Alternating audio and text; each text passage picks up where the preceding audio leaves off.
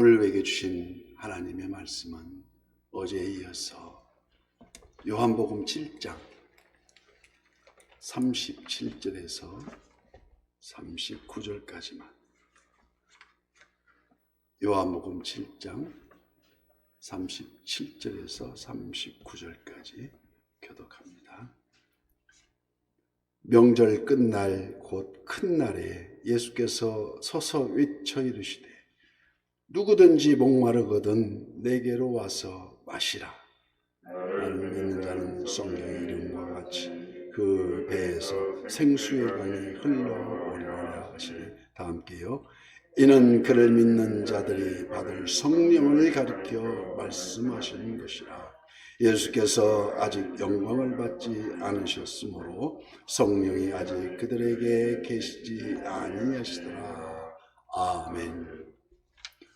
오늘도 실시간 유튜브를 통해서 기도의 향연 속에, 꺼지지 않는 불길 속에 새벽을 깨우는 우리 성도님들 모두 여호와 샬롬, 하나님 평강과 지키시는 하나님의 은혜가 풍성하시기를 축복합니다. 시편 42편 말씀에 하나님이여 사슴이 시냇물을 찾기에 갈급함 같이 내 영혼이 주를 찾기에 갈급하나이다고 고백하고 있습니다. 이처럼 갈급한 사슴이 시냇물을 찾으려고 애씀같이 우리들 모두는 저마다 무엇인가 열망의 뒤안길에 서서 어떤 분은 기업을 이어가고 때로는 친구를 만나고 분주히 우리들 삶 속에서, 그런데 왜 100년도 못 살 것을 마치 1000년을 살 것처럼 이렇게 헤매고 허덕이고 악사까지 재물을 모으기 열심일까?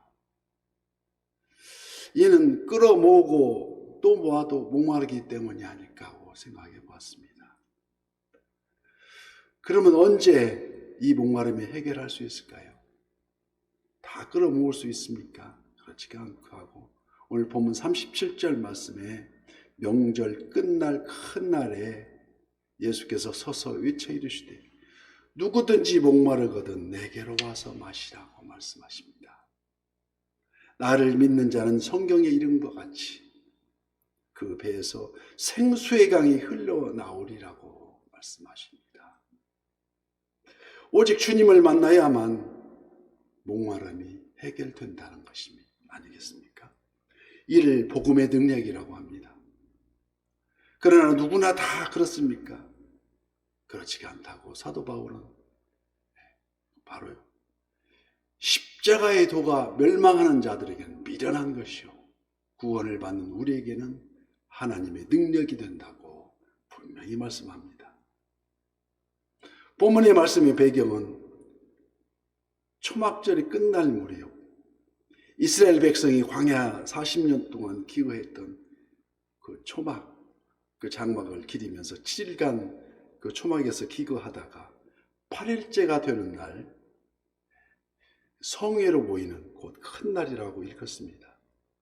이날 제사장들은 실로암 목가에 가서 황금 주전자의 물을 가득 떠다가 성전뜰에 붓는 그런 의식을 행사하는데, 이는 때를 따라 돕는 은혜를 얻기 위해서 이른 비와 늦은 비를 풍족히 내려주시는 그런 하나님께 기원하는 행사였습니다. 이 의식이 치러지는 날 예수께서 서서 외쳐 이르십니다. 누구든지 목마르거든 내게로 와서 마시라. 이 말씀은 광야와 같은 세상에서 의지할 곳이 없어 마치 마른 땅의 담비와 같은 말씀이었습니다. 나를 믿는 자는 성경의 이름과 같이 그 배에서 생수의 강이 흘러나오리라고. 이와 유사한 말씀은 사마리아 수가성 여인에게도 예수님이 일찍이 한 적이 있지 않습니까? 요한복음 4장에서 내가 주는 물을 마시는 자는 영원히 목마르지 아니하리니 내가 주는 물은 그 속에서 영생하도록 솟아나는 샘물이 되리라. 구원의 말씀이었으며 놀랍게도 이 구원의 말씀이 이미 예비되었던 기원전 BC 700년 전에 이사야의 선지자에 의해서 예언되었던 말씀이었습니다. 이사야 58장 여호와가 너를 항상 인도하여 메마른 곳에서도 내 영혼을 만족하게 하며 내 뼈를 견고하게 하리니 너는 물된 동상 같겠고 물이 끊어지지 아니하는 샘물 같을 것이라고 말씀합니다. 여기 생수의 강이나 영생하도록 솟아나는 샘물이나 그리고 물이 끊어지지 아니하는 샘은 과연 무엇을 의미하고 있습니까? 바로 오늘 우리가 읽은 39절 말씀. 이는 그를 믿는 자들이 받을 성령을 가리켜 말씀하는 것이라. 예수께서 아직 영광을 받지 아니하셨으므로 성령이 아직 그들에게 계시지 아니하시더라. 누구에게만 있습니까? 이 당시에는 예수님에게만 있었습니다. 즉 성령의 생수를 마시게 된다는 것입니다. 생수가 목마른 자들에게 갈증을 해소해 주듯이 성령은 영적 고갈 상태에 있는 영적인 갈등을 풀어준다는 것입니다. 이와 같이 성령은 메마른 심령에 만족과 기쁨으로 가득 채워주신다는 것입니다. 밥은 먹지 않고 며칠 굶어도 살 수 있지만 물은 며칠만 굶어도 목마라 죽습니다. 공급받아야만 꼭 살 수 있는 물입니다. 생수는 황폐한 땅을 비옥한 땅으로 만듭니다. 그래서 생수는 생명을 자라게 한다고. 그래서 열매를 맺게 합니다. 그는 시냇가에 심은 나무가 시절을 쫓아 과실을 맺으며 그 잎사귀가 마르지 아니함 같으니 그의 행사가 다 형통하리라. 그래서 물은 언제나 이 생수는 순종을 의미합니다. 물은 아래로 흐르듯이 하나님의 말씀과 하나님의 뜻을 거스르지 않는다는 것입니다. 한 방울 물이 또 한 방울이 더해져서 다시 또 한 방울이 되듯이 여기저기 흐르는 시내가 하나가 되어서 강물이 되고 다시 그 강물이 합하여서 넓은 바다를 이루는 세상입니다. 성령은 여호와, 바로 이와같이 여호와 샬롬, 화평을 이루는 하나가 되기를 원합니다. 누구든지 목마르거든 내게 와서 마시라는 우리 주님 말씀과 같이, 그래서 팔복 중에 제일이 그 심령이 가난한 자는 복이 있나니 천국이 그들의 것임이라고. 목말라야, 심령이 가난해야 복이 있다는 것입니다. 심령이 가난한 그 배에서 생수의 강이 흘러나오면 그 물이 터져 나온다는 뜻이 아니고 그 배가 받쳐주는 가슴의 중심, 즉 그 심령에 흘러나와서 은혜의 강물, 그 강물이 내게 강 같은 평화, 내게 강 같은 평화, 내게 강 같은 사랑 넘치네.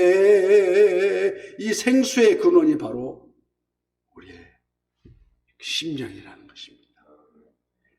압록강 두만강 근원이 백두산 천지이듯이 생수의 근원은 바로 누굽니까? 바로 우리 주 예수 그리스도라는 것입니다. 출애굽 광야에서 물이 없어 갈급할 때 모세가 하나님의 인도하심에 따라서 지팡이로 반석을 치니 생수가 쏟아져 나왔습니다. 모두들 해결시켰듯이 생수의 근원이 바로 주의 반석, 그 반석입니다. 십자가 대속의 피, 로마 병정이 옆구리에 찌른 그 창 사이로 물과 피를 다 쏟으신 이 물과 피가 저와 같은 죄인을 살리시는 생수의 강이 되었습니다. 요한복음 3장 바리새인이요 유대인의 종교 지도자였던 니고데모가 한밤중에 눈을 피하여서 체면 차지니라 그랬겠죠. 한밤중에 예수님을 찾아왔습니다. 주님, 어떻게 해야 영생을 얻습니까? 우리 예수님께서 진실로 진실로 내게 이르니 사람이 거듭나지 아니하면 하나님 나라를 볼 수 없음이니라고 말씀하십니다. 무슨 말씀입니까? 이 목마름을 해결하려면 성령으로 거듭나온 받으라는 것입니다. 그래서 베드로도 사도행전 2장 38절 말씀에 베드로가 이르되 너희가 회개하여 죄 사함을 받으라 그리하면 성령을 선물로 받으리라고. 이는 바로 회개에 합당한 열매를 맺어야 한다는 것입니다. 누구를 위하여 종을 누리나 노인과 바다 등으로 그 유명한 노벨 문학상을 탄 해밍웨이가 미국 작가로 유명합니다. 그는 62살에 권총으로 자살했습니다. 그는 수가성 여인처럼 결혼을 여러 번 하면서 행복을 찾으려고 발부둥쳤지만 결국 이런 유서 끝에 간단한 유서 한 장 남기고 사라졌습니다. 어떤 유서입니까? 내 영혼은 필라멘트가 끊어진 텅 빈 전구처럼 공허하고 공허하다고 마지막을 장식했습니다. 왜 그렇습니까? 숱한 결혼, 좋은 직장, 대학 교수도 했습니다. 재물, 어느 것 하나 누리지 않은 거 없었는데 그 영혼은 텅 비어있는 갈급한 영혼이었다는 것입니다. 진실로 전심으로 예수님을 만나는 일, 성령의 열매, 어쩌다 강력한 유혹에 흔들린다